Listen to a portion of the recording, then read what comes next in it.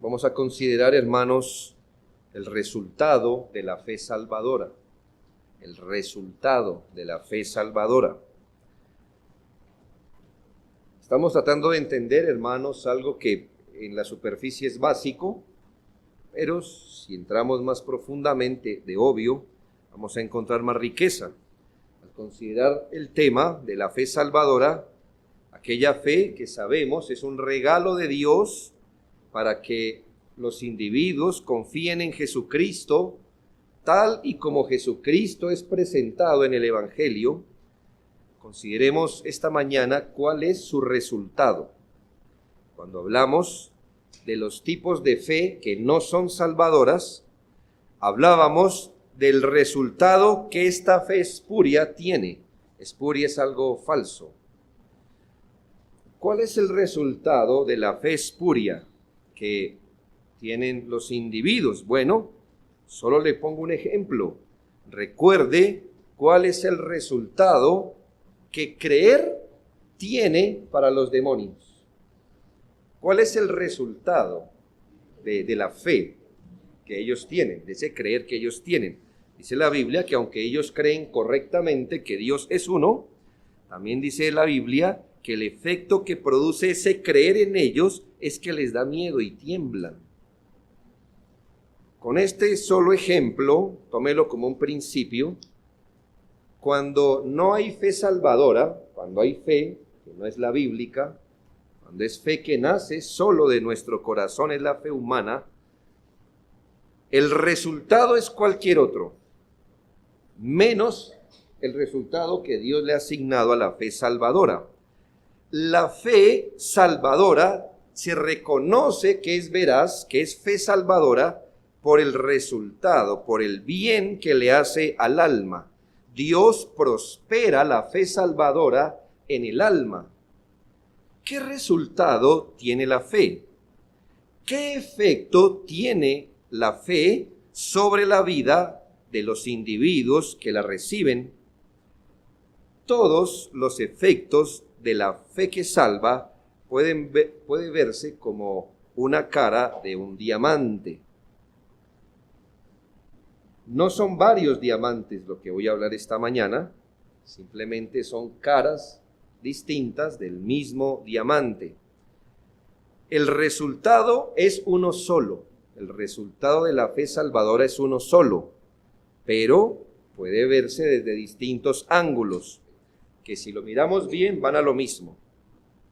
Lo primero que deseo que meditemos esta mañana es que el resultado de la fe salvadora es precisamente ese, que salva. ¿Qué salva? Salva.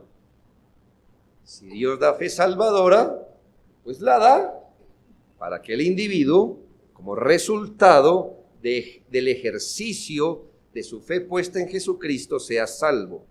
El concepto de salvación, la palabra salvación en la Biblia es muy rico, específicamente en el Nuevo Testamento.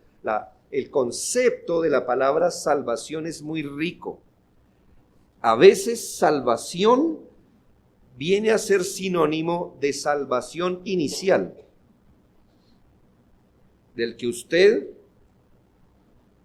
es o no es salvo, de esa fe con que creyó, de ser salvo inicialmente, cuando un individuo pasa de muerte a vida. A veces el concepto de salvación es un sinónimo de andar en la fe. Si yo le dijera a usted, ¿está andando en salvación? Usted me entiende, ¿verdad? El sinónimo.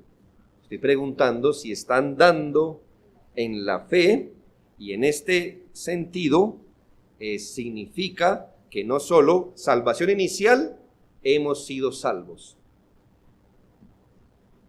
Salvación presente es que continuamos siendo salvos. Si usted se fijó, el texto que leímos públicamente dice que el Señor todavía a los creyentes nos guarda hoy día, que sois guardados hoy día que sois guardados por el poder de Dios. ¿Cómo? Mediante la fe. O sea que Dios lo continúa salvando hoy. ¿Cómo? Como lo salvó al comienzo, ¿Cómo lo salvó al comienzo? Dándole fe para creer. ¿Y cómo lo mantiene siendo salvo? ¿Me hago entender? ¿Cómo lo mantiene en la salvación? Por medio de la fe. Pero también a veces la palabra salvación, y lo leímos también, usted debió leerlo, es salvación completa y absoluta, la cual se disfrutará solo después que Jesucristo sea manifestado. ¿Sí nota los 3 tiempos de la fe salvadora? Que usted es salvo, que se mantiene siendo salvo y que será salvo. Y a veces la Biblia habla de salvación en alguna de estas dimensiones. Lo que pasa es que entendemos que a veces reducimos los conceptos bíblicos, pero usted debe ser consciente que salvación es un concepto muy rico en la Biblia. Le pongo un ejemplo para hacerme entender. Si usted estuviera en alta mar, ahogándose, en medio de la nada, solo el mar que lo está llevando para arriba y para abajo, pero pasa un gran barco que lo recoge, entonces se puede decir que usted fue salvo, ¿sí o no? Usted fue salvo, perfecto, pero aún el barco no ha llegado al puerto, así que el barco va a seguir navegando a través de las olas, del viento, de las tempestades, y en ese sentido, usted, estando en el barco, permanecerá a salvo. Si está en el barco, usted ya fue salvo, ¿verdad? Pero todavía el barco no ha llegado al puerto, así que en el barco, y si usted sabe sortear todas las cosas, usted permanecerá a salvo. Bueno, pero cuando el barco llegue al puerto, se puede decir entonces que usted está completamente salvo. Son 3 dimensiones que usted debe entender. Se puede decir entonces, como se da cuenta, son perspectivas. El que hoy ha venido a Cristo, el creyente así, esta mañana se le concediera la fe de esa persona, se puede decir que es salvo, que no se perderá, como hemos aprendido, que al estar en Cristo ahora está seguro. No importa si lleva 1 minuto en la fe, ya está en Cristo, no se perderá. Pero aún estando seguro en Cristo, va a pasar por diversas pruebas y tribulaciones. Escuche, estando seguro en Cristo, ya está en Cristo. Ahora su vida va a pasar por pruebas y tribulaciones, y entonces, en un comienzo ha sido salvo, en el presente está siendo salvo por el poder de Dios mediante la fe. Si Dios no guardara nuestra fe en las pruebas o tribulaciones, hermanos, sería como que usted fue rescatado en el barco y el barco se voltea. Ahora tiene más problemas, ¿sabe? Porque el barco le cae encima a usted, ¿verdad? Pero el Señor va guardando su vida. Quiere decir que ha sido salvo. De un creyente se puede decir que ya es salvo, pero también se puede decir al mismo tiempo que está siendo salvo, pero se podrá decir cuando llegue al cielo que ahora es salvo, completamente salvo. El resultado de la fe puede verse como ser salvo. ¿Salvo de qué? Es la pregunta. Estamos viendo qué resultado trae la fe. El resultado de la fe es ser salvo. Y aquí debemos ser muy claros, hermano, porque el Evangelio no es como una herramienta multiusos. Hoy están de moda las herramientas multiusos. Usted le saca una pala, un taladro, una cosita así chiquita. Entonces, ¿qué necesita usted? Eso nomás. Le sirve para todo. Y a veces gente piensa que el Evangelio es una herramienta multiusos que le sirve para todo, desde para su dolor de espalda, para el niño que perdió el año, la economía y la salvación del alma. Hermanos, piense que el Señor dio el Evangelio con un fin específico. ¿Ser salvo de qué? Y esa sería una buena pregunta, ¿sabe? La mayoría de evangélicos dice, soy salvo, soy salvo. ¿Sabe cuál sería una pregunta buena? No la haga con espíritu arrogante. Pero, ¿salvo de qué? ¿Podría usted responder esta pregunta esta mañana? Yo espero que sí. ¿Salvo de qué? Yo soy salvo. ¿Salvo de qué? Si le preguntáramos a muchos predicadores que dicen, venga Jesucristo a ser salvo, y si hubiera un predicador, un asistente que discierna y diría, perdón, venimos a Cristo a ser salvo ¿de qué? Porque se anda diciendo que salvo. La semana pasada estaba canaleando y vi Maratónica. O sea, ese espacio donde estafan la gente como es. Uy, les quitan la platica, pobrecitos. Pobrecitos. Se les ha devuelto a la Edad Media, donde intercambian dinero por favor divino. Esto es lo más católico romano que una persona puede hacer. Pobrecitos. ¿Pero para qué les decía eso? Hermanos, ¿salvo de qué? Y la gente, y el hombre que animaba la Maratónica decía y hablaba de la salvación, pero nunca especificó exactamente salvo. Pero según lo que usted le entendiera, salvo de cualquier cosa, menos de lo que el Evangelio es. ¿Salvo de qué? El Evangelio, o el resultado de la fe, es ser salvo de la culpa del pecado, de la condenación del pecado, de las consecuencias eternas y judiciales del pecado, es ser salvo de ser llevado a juicio por sus transgresiones a la justicia y la ley de Dios. Es ser salvo de las consecuencias penales de su historial pecaminoso. ¿Queda claro? ¿Es salvo de qué? ¿Salvo de qué? Sí, del pecado, pero se lo dije de otras maneras para que lo pudiera entender. Salvos de la culpa, de la condenación, de las consecuencias eternas y judiciales del pecado, salvo de ser llevado a juicio por sus transgresiones a la ley de Dios, salvo de las consecuencias de su historial pecaminoso. La Biblia es clara en señalarnos que este es el resultado de la fe. Efesios 2:8, usted se lo sabe, porque por gracia, por medio de la fe. O sea que usted por medio de la fe, ¿qué es? Salvo. Mire el resultado, salvo. Salvo. Esto es, entienda este texto, porque por gracia sois salvos mediante o por medio de la fe. La fe no es la causa de la salvación. Usted no es salvo por fe.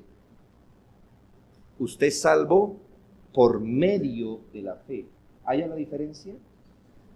Si yo le digo que usted es salvo por fe, estoy diciendo que la fe es la causa por la que usted es salvo. Y no, hermanos. Dice la Biblia que es la gracia la causa, porque por gracia, por medio. La fe es el medio, no la causa, el medio. Pero igual, cuando alguien ejercita fe en Jesucristo, según este texto, ¿qué es? Salvo. Salvo.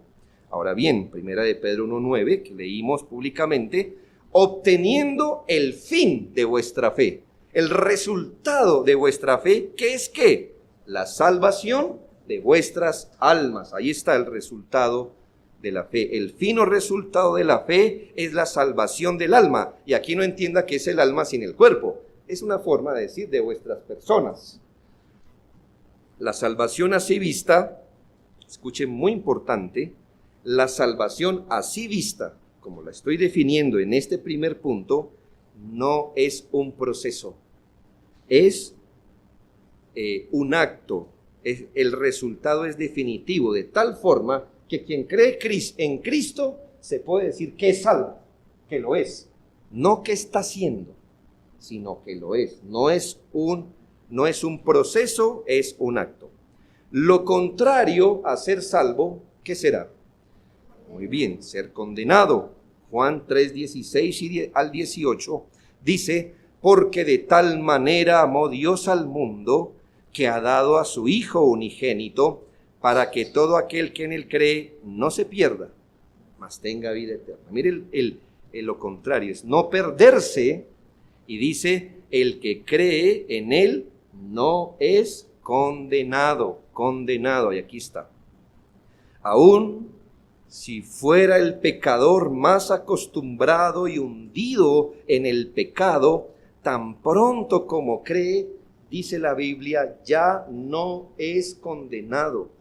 No importa qué tan hondo haya recorrido el camino al pecado, detrás de cuántas marañas del pecado pueda estar un individuo, si este individuo cree en el Señor Jesucristo, dice, ya no es condenado. Si estuvo por décadas sumido en el pecado, sumido en todo tipo de vicios e inmoralidades, si el pecado ya ha hecho surco hasta en su cara, ha dejado huellas en su piel, en su salud, consecuencias tristes a nivel de su familia, de su economía, de su reputación, la Biblia dice que aunque todo eso sea verdad, pero ese individuo cree en Cristo, ya no es condenado.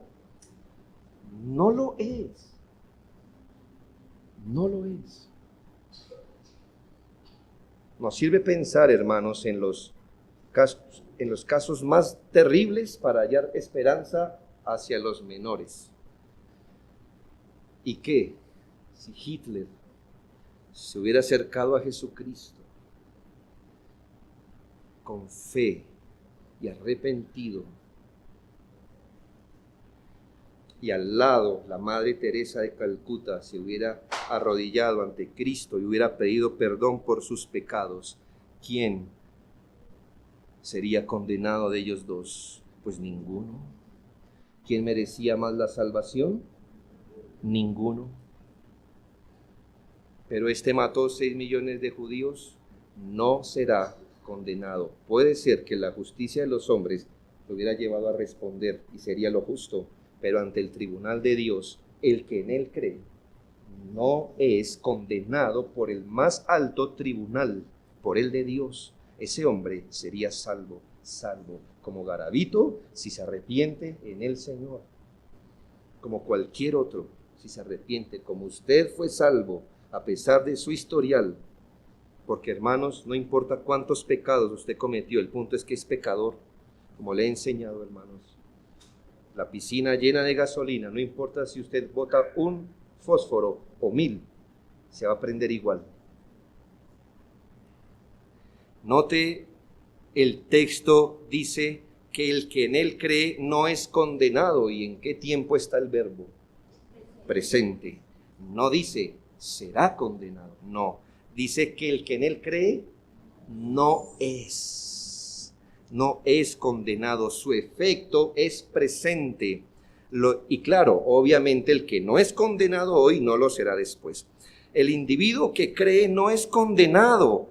Dentro de 10 años vamos a preguntarle al cielo qué se dice de ese individuo que hoy dice que no es condenado, y el cielo dirá en 10 años, él no es condenado. Pasarán 30 años más y si preguntáramos por esa persona, el cielo seguirá diciendo, no es condenado, porque en el momento en que un hombre pone su confianza en Cristo, es librado de toda condenación pasada, presente y porvenir.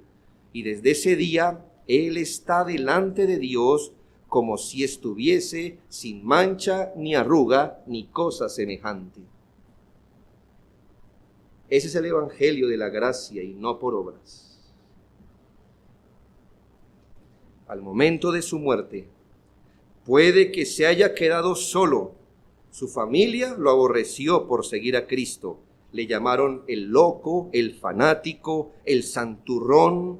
Pero, ¿qué importa si al mirar al cielo se escucha, no es condenado? Yo me quedo con eso y póngame lo que quiera. Dígame lo que quiera y hágame lo que quiera. Si cuando vaya a morir todavía el cielo dice, no es condenado, ¿sabe que lo opuesto es verdad para el no creyente? No solo, dice la Biblia, que será condenado, sino que ya ha sido condenado. Y usted puede preguntar en 10 años, si ese hombre no se arrepiente, y este hombre ya ha sido condenado, y puede pasar años, siglos, milenios, y cada vez que se pregunte por ese hombre, se escuchará, ya ha sido condenado porque no creyó en el nombre del unigénito Hijo de Dios.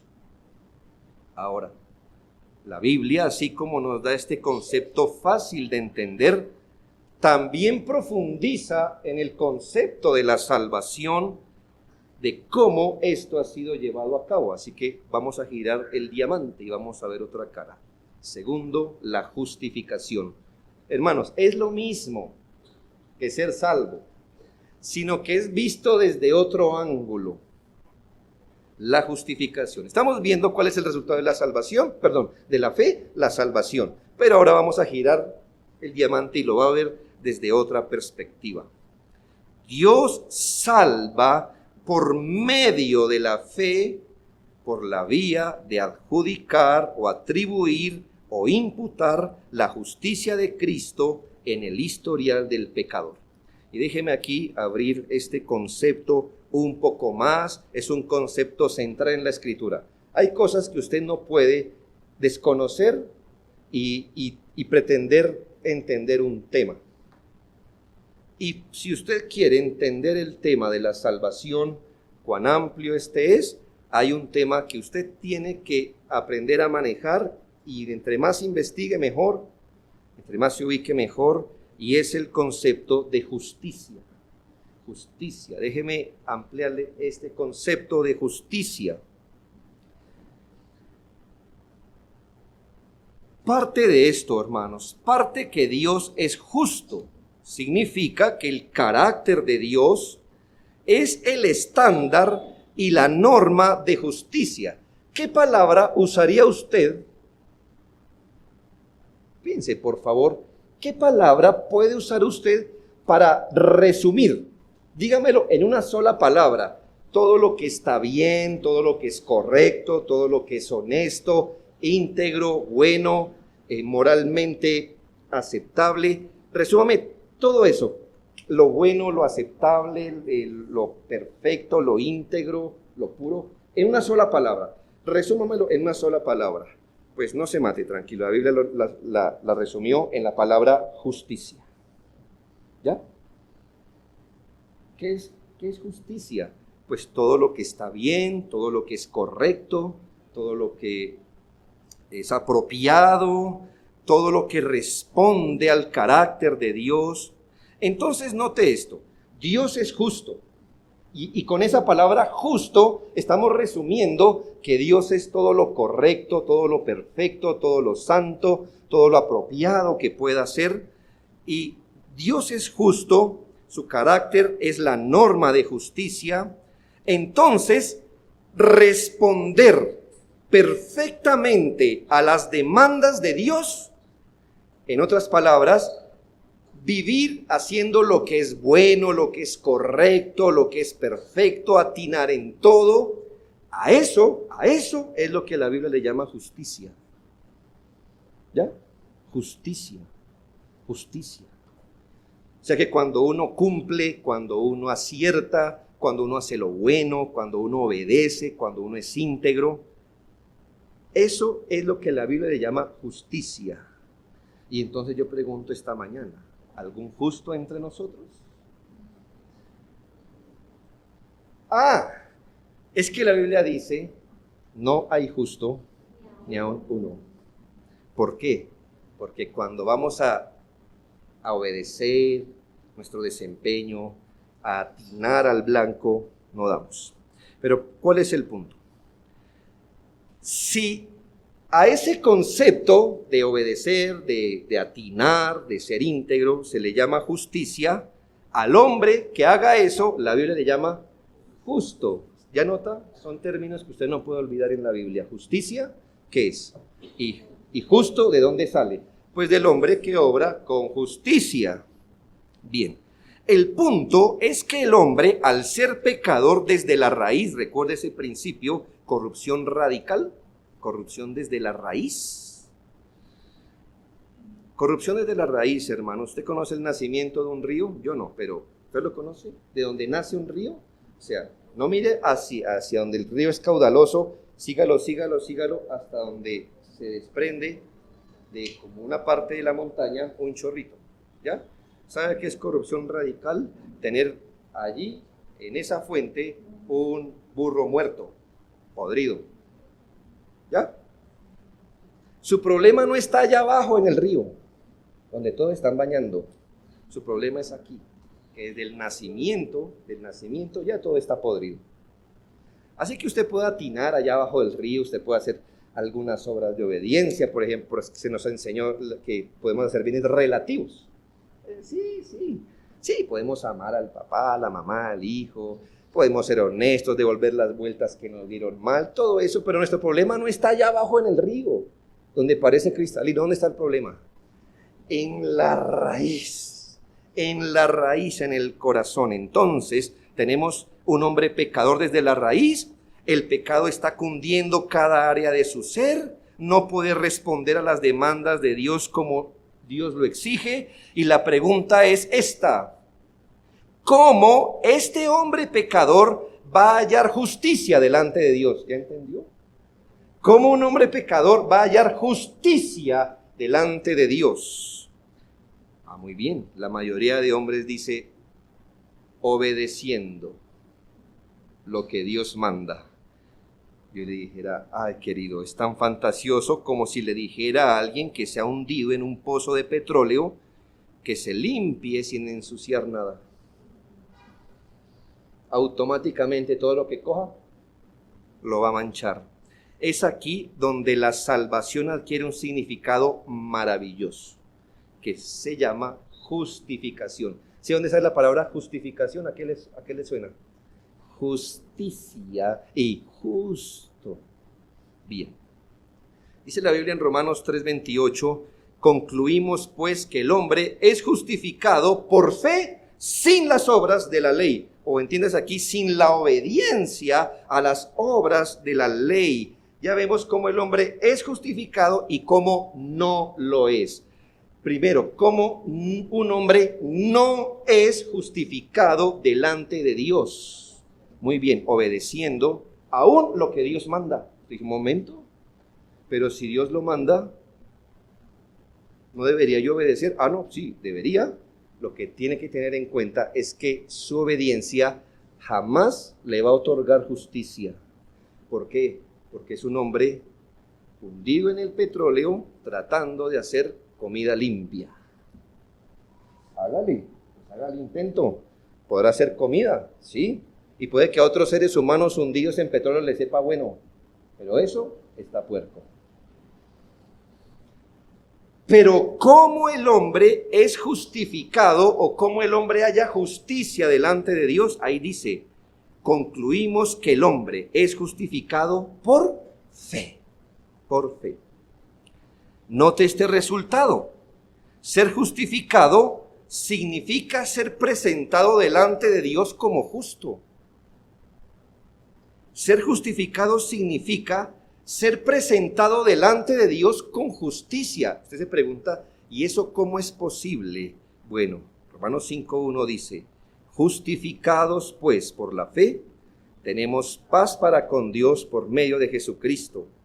Y aquí nos dice, hermanos, ¿cómo es esto posible?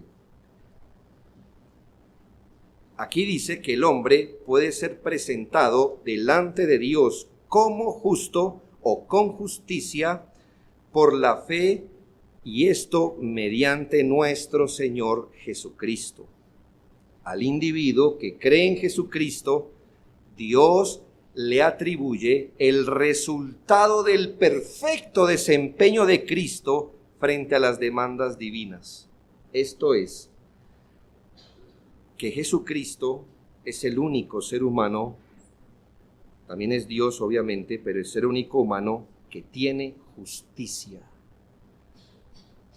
La Biblia le llama el justo, como si no hubiera otro. El justo. El justo por los injustos. Sí, le llama el justo. Ahora, ¿qué pasa? El único justo, al que cree, a ese individuo se le atribuye. Es como si Dios alzara del individuo su injusticia, se la pusiera a Jesucristo, y el Señor levanta el desempeño perfecto de Jesucristo, lo que llamamos justicia, y se lo pone en la cuenta, en el historial al individuo. A ese acto tan central Se le llama justificación. Pero ¿cómo o por qué el Señor haría ese divino intercambio? Dice la Biblia, por la fe. Cuando un individuo cree en Jesucristo, el resultado del desempeño perfecto de Cristo frente a las demandas divinas le es dado al pecador, de manera que cuando el pecador que cree en Jesucristo se presenta ante Dios, ¿se presenta con justicia? Sí, se presenta con justicia. ¿Con cuál? Con la de Cristo. Con la suya no. Se presenta con la justicia de Cristo. Y entonces note esta maravilla. El resultado es paz para con Dios. Esto es glorioso, hermano. Piénselo. Cuando el individuo que tenía su historial pecaminoso le es levantado, le es puesto a Cristo, la justicia de Cristo le es puesta en sus manos, por así decirlo, este individuo queda delante de Dios como si jamás hubiera pecado.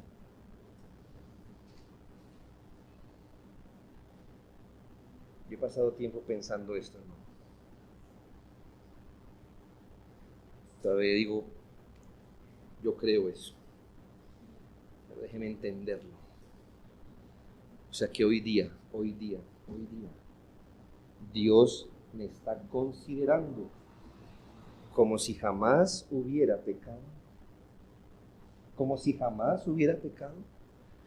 Me está mirando a mí como si yo hubiera atinado a todos sus mandamientos, hubiera sido devoto en todas las ocasiones, hubiera amado a Dios con todo mi alma, espíritu, fuerzas, mente, hubiera amado a mi prójimo, como si no tuviera falla, mancha en mi historial. ¿Es eso lo que está pasando? Hermanos, la Biblia dice es exactamente eso lo que está pasando al que es justificado. Dice, tenemos paz para con Dios. ¿Qué tipo de cosa es esto? Y me sirve pensar, porque es difícil, me imagino que usted también, decir, no sé si eso sea posible, que Dios me esté mirando a mí como si yo fuera Jesús, que nunca pecó. ¿Y sabe qué me sirve pensar? ¿Qué le pasó a Jesús en la cruz? Se le trató como si siempre hubiera pecado. Como si no hubiera habido un día en que no pecó. Y al ver lo que le pasó a Jesús, digo, si a él se le descargó la ira, creo que a mí se me descargó su justicia, y este es el resultado de la fe en Jesucristo. Paz para con Dios, querido hermano y amigo. Esto es verdad tanto al comienzo como al resto de la fe. Nadie, jamás y de ninguna otra forma puede tener paz para con Dios. Haga lo que quiera, prenda velas, prenda velones, prenda Monserrate si quiere. Préndalo en llamas. Obre de todo su sueldo para repartir a los pobres. Ayune si quiere de hoy hasta que se muera, haga lo que quiera. Y la Biblia dice que no hay otra manera de hallar paz para con Dios, sino por medio de la fe en Jesucristo. Romanos 3:22. La justicia de Dios por medio de la fe en Jesucristo para todos los que creen en Él. Escuche, la justicia de Dios, ¿ya lo agarró? Por medio de la fe en Jesucristo para todos los que creen en Él. ¿Sabe, hermano, que esta doctrina hizo temblar al mundo? Cuando Martín Lutero entendió que el hombre es justificado por fe sin las obras de la ley, se sintió capaz de pelear con un imperio. es la única cosa que lo va a hacer a usted levantarse en la mañana para luchar contra el pecado, ¿sabe? Es lo que le va a dar alabanza en sus labios. No le va a dar ganas de pecar, sino de humillarse ante el Señor. Hay que aclarar también que la justificación no es un proceso. La justificación es un acto definitivo. Después que en el cielo se hizo sonar el golpe del martillo divino y la voz del cielo dijo de un pecador absuelto, justificado, no existe una corte de apelación más arriba de la declaración que Dios hizo. No hay una declaración más arriba que Dios le diga a un individuo, es que es Dios, es el justo, Dios es la justicia misma, que Dios mismo le diga a un individuo absuelto. Después de eso, ¿qué más hay, hermanos? ¿Qué más hay? ¿Qué cosa hay más arriba del trono justo de Dios? Y si Dios puede ver un individuo y decirle absuelto, justificado por la fe, no existe cómo revertir ese pronunciamiento divino. Tal es el poder de la sangre de Jesús que hizo que un pecador fuera absuelto e indultado.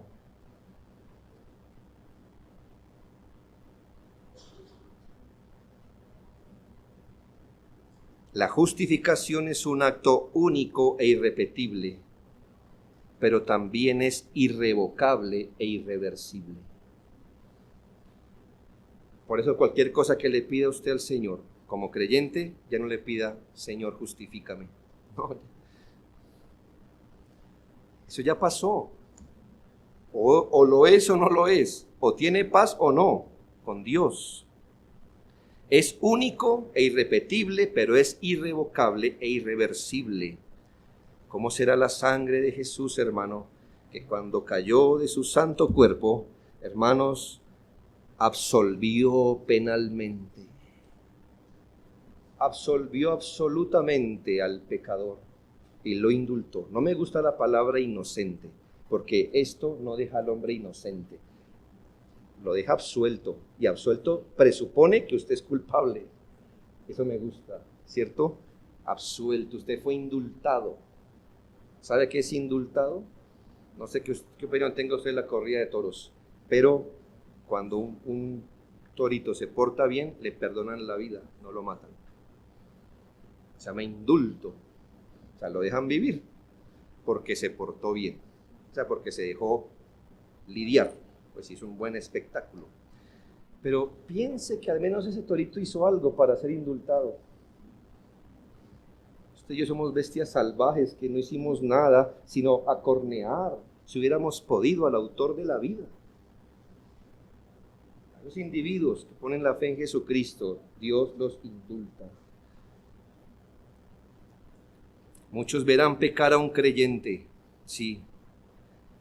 Lo que no ven son varias cosas. Por ejemplo, aunque muchos vean pecar a un creyente, lo que no ven es que este no peca por su amor y obediencia al pecado, sino por su debilidad. Pero hay otra cosa que nadie ve. Y es que aunque él peque, no es más culpable a los ojos de Dios, pues toda su culpa ha sido quitada de él y puesta en Cristo. ¿Me hago entender? Escuche eso. Hay algo que nadie más puede ver, y es que ningún pecado, escúchelo, ningún pecado nos vuelve a dejar culpables a los ojos de Dios. Jamás se va a decir de un creyente que es culpable. Jamás. Hasta que creyó, fue culpable. Cualquier cosa que nos pase psicológicamente, espiritualmente, cuando pecamos, Cualquier explicación que se le dé, quítele la palabra culpable. O no en el sentido de que se le atribuye la culpa penal de este pecado. No.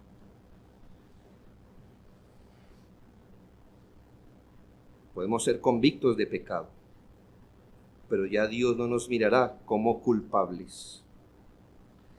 Eso significa que una vez nuestro pecado fue puesto en Cristo, positiva, literal y realmente la culpa fue levantada de nosotros y puesta en el Cordero de Dios.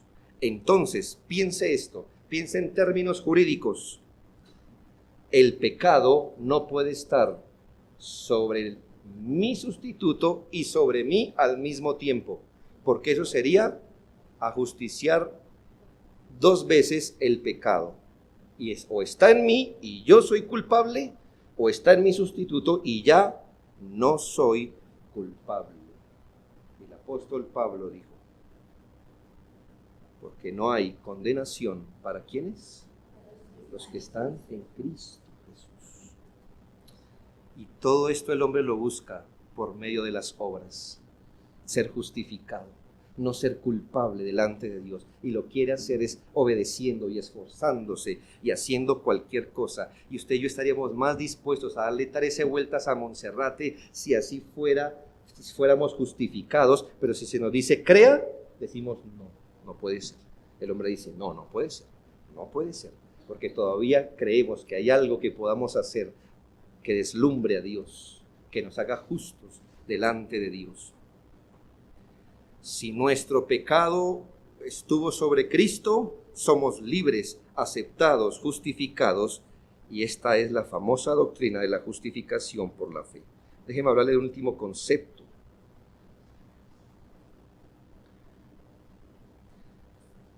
Es lo mismo, hermanos, pero desde otra perspectiva. Perdón de pecados. Entonces, hermanos, el resultado de la fe salvadora es salvación. Pero usted puede ver la palabra salvación o justificación, es lo mismo, pero desde otro ángulo. Ahora mírelo, gire, por favor, el diamante, y ahora véalo desde esta palabra. Desde el perdón de pecados. Y es que si algún día estudiamos la obra de justificación, en esa obra de justificación pasan muchas cosas. Dios, ¿qué tiene que hacer para remover la culpa de alguien, ponerla de Cristo y que ahora este hombre sea considerado como justo?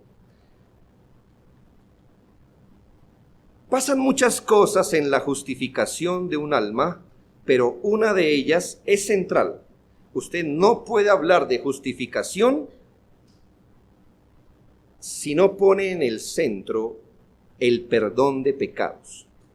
Para el entendimiento correcto de la justificación, no es solo que Dios le pone al creyente la justicia de Cristo, sino que le perdona sus pecados. Sus pecados. Esto significa que Dios absuelve de todos sus pecados al creyente en Jesucristo, lo indulta, se compromete a no matarlo en su justicia. Eso es perdonarlo. Porque ¿qué merecían nuestros pecados, hermanos? La muerte. Así que cuando somos perdonados, se nos está indultando ¿de qué? De la muerte. Quiere decir que Dios se compromete a no matarle a usted ni a mí. A no tratarle sobre la base de sus pecados, a olvidar su historial pecaminoso. Entonces, si la justicia delante de Dios, es decir, si la justificación solo se obtiene por la fe en Cristo, el perdón de pecados que está incluido en la justificación, ¿cómo se obtiene? Otra vez le digo, si la justificación solo se obtiene por la fe en Jesucristo, y si el perdón de pecados hace parte de la obra de justificación, ¿cómo se obtiene el perdón de pecados? Por la fe en Jesucristo. Por la fe en Jesucristo. Y escuche, El perdón no se obtiene, entre otras cosas, por la fe en Cristo. Se obtiene únicamente por la fe en Cristo. Y no por obras. Hechos 26:18 dice, para que abra sus ojos, para que se conviertan de las tinieblas a la luz y de la potestad de Satanás a Dios, para que reciban por la fe que es en mí perdón de pecados y herencia entre los santificados. ¿Cómo se recibe el perdón de pecados? Por la fe en Jesucristo. Este perdón, ¿qué significa? Voy a usar una palabra moderna para que lo entendamos. Quizá los niños y jóvenes me entiendan mejor. ¿Sabe qué es el perdón de pecados? Es que Dios borre el historial pecaminoso de nuestra vida. ¿Ha borrado el historial de su computador? Borrado. Significa que cuando se pica la carpetica del historial, ¿qué sale? Bueno, cuando está ahí. Pero luego que se limpia, usted le pone nada. Mañana está borrado, está borrado. El historial está borrado. De manera, hermanos, que Dios considera al individuo que cree en Jesucristo delante del tribunal de su justicia como si no hubiera pecado. Tan pronto como un hombre cree en Jesucristo, sus pecados se van de él y se van lejos de él para siempre. La Biblia usa unas figuras lo más de hermosas, me parece. Me parece que aquí la Biblia como que se arrodilló y dijo, ¿cómo les explico esta grandeza? Es que me parece que estos pequeños niños tienen un lingote de oro así como de 20 kilos en la mano y están diciendo, es que muy pesado, me incomoda, no sé. Esto, como que la Biblia dice, este no sabe lo que tiene en la mano. ¿Cómo le explico? ¿Cómo le explico? ¿Sí? ¿Cómo le explico? Entonces desciende a nuestro nivel y nos pone unas figuras lo más de tiernas para que entendamos más o menos dónde tenemos nosotros los creyentes nuestros pecados. En épocas donde la profundidad del mar era aún más desconocida, porque hoy lo es, debo decirle, esto lo encontré ahora último. Ya hemos llegado a me meto ahí porque somos de la humanidad, aunque yo no he hecho nada. Hemos llegado a fotografiar un agujero negro. Eso ya es decir, hermano, eso ya es una locura. Fotografiar un agujero negro, cualquier cosa que sea eso y haga lo que haga, ¿verdad? Eso se nota, pero lo hemos fotografiado. Tenemos noción de la geografía básica de Marte. Tenemos noción más cierta del lado oscuro de la luna, porque usted sabe que solo vemos una cara. Mientras que todo eso hemos hecho, el 80% del mar no ha sido explorado. Por eso le digo, el 80% del mar está sin explorar. Eso tiene que ver, hermanos, porque la presión que hay abajo son toneladas, pues nada lo soporta. Todavía no hemos inventado algo que soporte eso. La Biblia dice en Miqueas 7:19, Él volverá a tener misericordia de nosotros, sepultará nuestras iniquidades y echará en lo profundo del mar todos nuestros pecados. En lo profundo.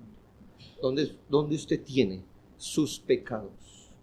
Yo le voy a decir, por medio de la fe salvadora en Jesucristo, sus pecados están inalcanzables. Ya usted no puede acceder a ese historial. Está en lo profundo del mar. Es como si nos dijera, ni Dios ni hombre lo puede ver. Aunque Dios, si uno se echa al mar, nada lo ocultaría de sus ojos. Aún así Él ha querido colocarlo como en esa oscuridad. Luego la Biblia nos pone una imposibilidad experimental. En el Salmo 103:12, mire cómo niño nos habla, una imposibilidad experimental. Ahora usted ponga sus dos manos, estírelas, una que le estire, que le dirija hacia el oriente, ¿verdad? Y usted va a trazar una línea así, recta, hacia el oriente, y va a poner la otra mano hacia el occidente. Y si saliera una línea de sus dedos, la pregunta es ¿cuándo se van a alcanzar esas dos líneas? Es una imposibilidad experimental. ¿Me hago entender? Nunca se van a encontrar. Y el Salmo 103:12 dice: cuanto está lejos el oriente del occidente, hizo alejar de nosotros nuestras rebeliones. La Biblia nos dice que hay un desaparecer, un borrar, un roer, un deshacer el pecado. En Isaías 43:25, yo soy el que borro. No es el hombre, usted no le echó tierrita a ese hueso, es Dios. Yo soy el que borro tus rebeliones. ¿Y por qué lo hace? Vea, la mejor garantía, no lo hace por amor a usted, aunque nos ama. ¿Sabe por qué lo hace? Por el amor que Él se tiene a Él mismo. Yo soy el que borro tus rebeliones por amor de mí mismo y no me acordaré de tus pecados. Así que el pecado, hermanos, ha sido sepultado, echado a lo profundo de la mar, apartado como está lejos el oriente del occidente, ha sido borrado y ha sido olvidado de Dios. Es un lenguaje infantil, hermanos, porque Dios no puede olvidar. Si Él es omnisciente, pues todo lo sabe. Así que no sufre de amnesia, es lo que le quiero decir. ¿Qué quiere decir todo este lenguaje? Todo este lenguaje se ha puesto para decirnos que cuando Él perdona el pecado y hace acepto a un individuo en Jesucristo, nunca lo va a tratar en virtud de su pecado. Así que sáquese una frasecita lo más de herética de la lengua. ¿Qué estaré pagando? No solo que es herética, es ofensiva, porque usted no está pagando nada, ¿sabe? Dios hoy día lo está tratando no en virtud de lo que usted debería pagar. Si usted es perdonado, usted no está pagando nada, ¿sabe? Solo pagó Cristo y sucumbió en la cruz. Si usted estuviera pagando algo, usted no estaría vivo. No sea ingenuo, no piense que usted puede pagar. Si el Hijo de Dios sucumbió, esté vivo y diciendo que estoy pagando, pues si está vivo se nota que no está pagando, ¿no? Al menos está vivo. Hablo de un creyente. El no creyente puede decir eso todas las veces que se levante. ¿Qué estaré pagando hoy? Esto, y espere la condenación, donde va a empezar a pagar a cuenta gorda. Ahorita es, ¿cómo se llaman los que cobran a uno? Gota a gota. Hoy la está pagando gota a gota. Sí, no creyente, pero después, chorro completo. Hermanos, la otra vez estamos leyendo números, no sé si usted fue consciente de eso. En un momento el pueblo fornica,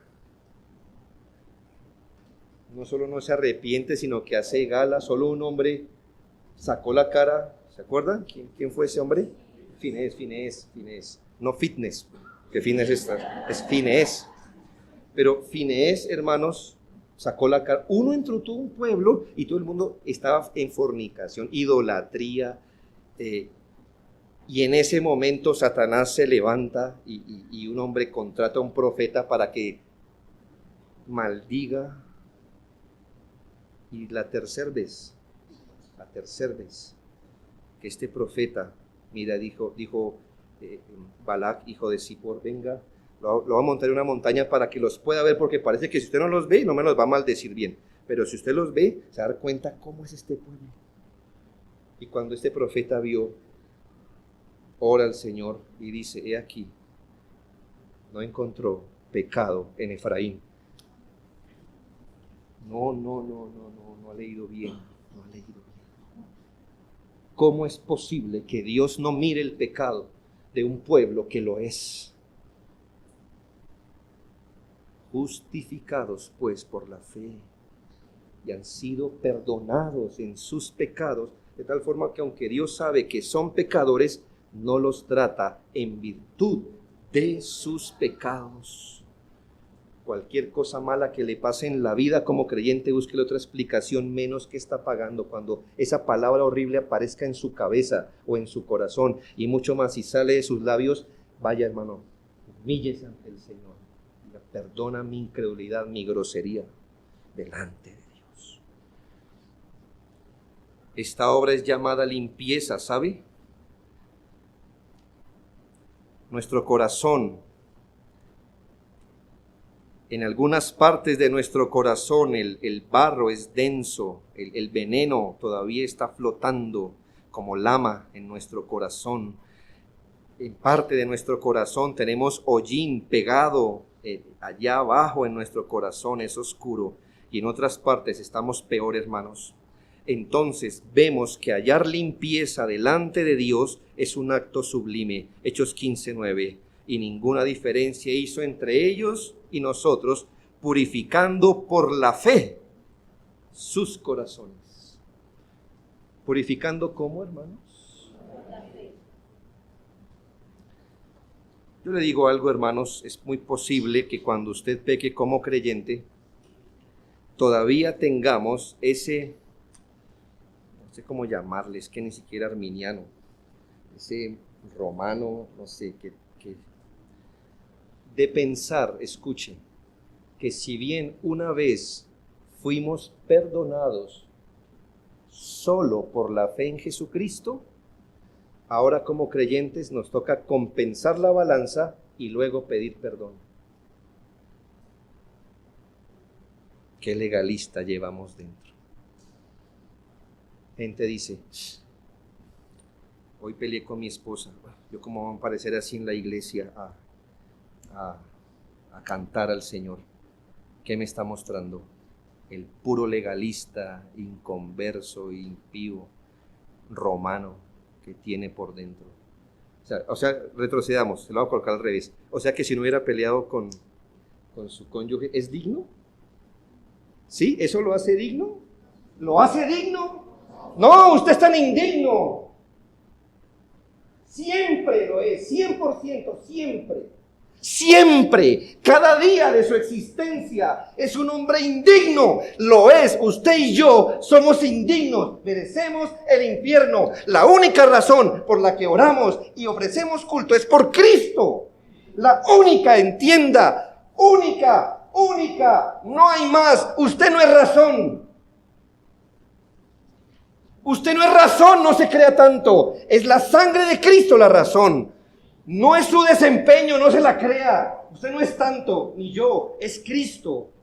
Y cuando un pecador dice, qué terrible día tuve, no le pegué a ninguna.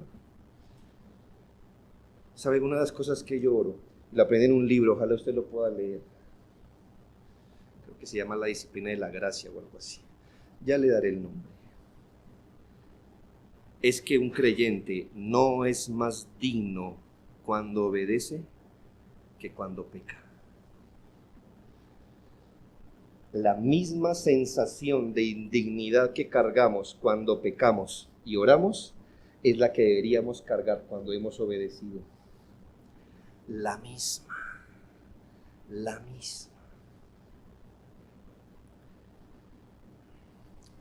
Después de esto, hermanos, hay más cosas que trae la fe salvadora. Gálatas 3:2. ¿Recibiste el Espíritu por las obras de la ley o por oír con fe? Otro resultado de la fe salvadora, ¿qué es? Tener el Espíritu. Otro resultado de la fe salvadora es ser hijos de Dios. Efesios 1. No coloqué el texto. Todos sois hijos de Dios por la fe en Cristo Jesús, dice la Escritura. Efesios 3:12, otro resultado, seguridad y acceso con confianza por medio de la fe en Él. Pero no los explico, hermanos, porque son derivados de lo que hemos dicho. ¿Cuál es el resultado de la fe? Una salvación completa, salvación particular, una salvación hermosa, una gran salvación, que usted la puede entender en su sencillez, como admirarla en su complejidad. Hermanos, ¿no es hermoso venir a ser salvo en Jesucristo? Un pecador natural salvo en Jesucristo. Un injusto, ahora ha hecho justicia de Dios en Cristo.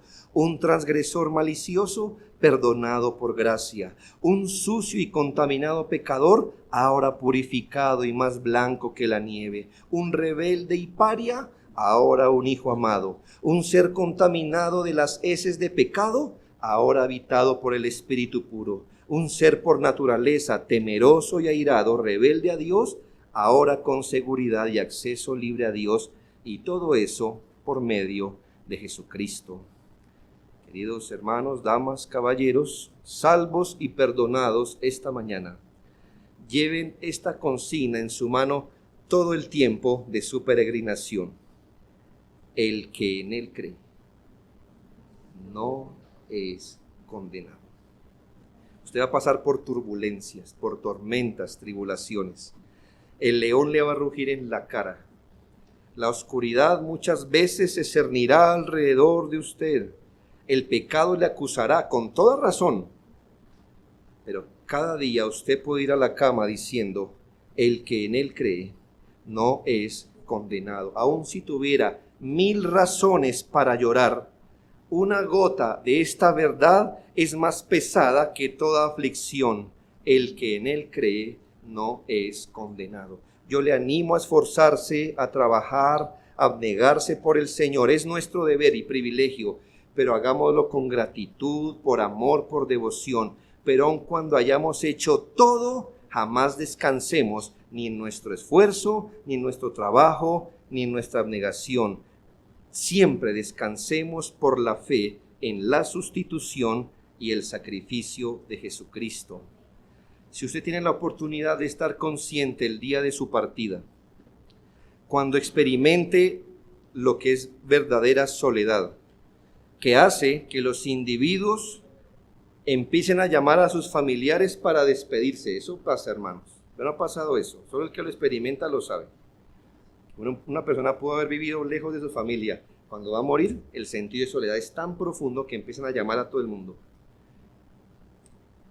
Si eso pasa, ese día, cuando tenga ese sentido, no se agarre del libro de sus obras. No se agarre del recuerdo de sus deberes cumplidos. No espere tener reposo en la compañía de los suyos, sea que lo estén acompañando o no, ni haya alivio en haber vivido con buena reputación, sea que le despidan con honores o con desprecio.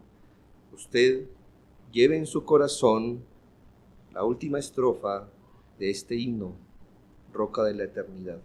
Mientras respire mi último aliento, mientras mis ojos se van cerrando por la muerte, al irme elevando a mundos desconocidos y al contemplarte en tu trono de juicio, déjame esconderme en ti, roca de la eternidad hendida para mí.